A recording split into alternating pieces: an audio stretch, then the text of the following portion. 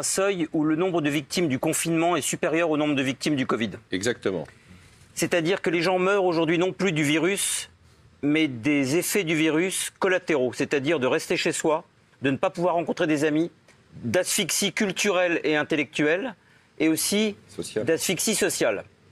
On nous dit toute la journée, on ne peut pas choisir les victimes, tout le monde doit être soigné. Mais tout le monde doit être soigné d'une seule chose, du Covid.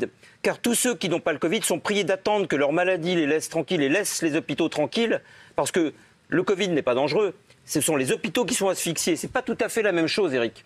Le docteur l'a dit d'ailleurs très honnêtement à 2 reprises, et je crois qu'il n'a pas dit inconsciemment mais consciemment, il nous parle d'abord d'asphyxie des hôpitaux et ensuite de santé publique. Ce n'est pas tout à fait la même chose. Si on regarde vraiment au microscope, on est dans une situation où de fait on a choisi de privilégier, je dis bien de privilégier les gens qui étaient malades de la seule maladie à la mode en ce moment qui est le Covid, mais ceux qui ont un cancer, ceux qui ont Alzheimer, ceux qui ont une sclérose en plaques sont priés de ne pas déranger les hôpitaux qui sont surchargés.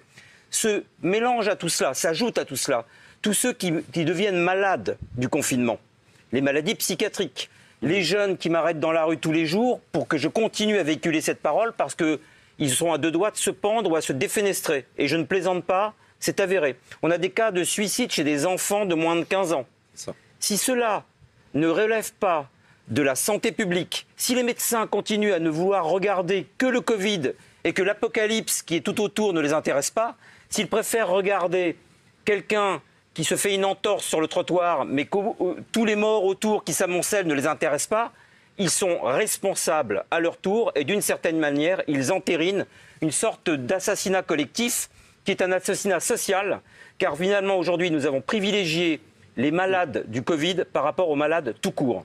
Et j'appelle tous les étudiants à se révolter contre un confinement global, si jamais il y en a un nouveau. Oui, à se révolter. Pour une désobéissance civique puissante, car le mot même de confinement nous donne aujourd'hui la nausée. Appel à la désobéissance, je suis obligé de vous laisser la responsabilité. Voilà, c'est ça. Non, mais c'est pas ça, Eric. On pourra discuter des problèmes que ça apporte. Comme là, je représente la chaîne, ce n'est pas la position de la chaîne, je le dis franchement. Ce n'est pas la réalité du confinement. Aujourd'hui, ce n'est pas la réalité du confinement qui donne la nausée, c'est simplement le mot.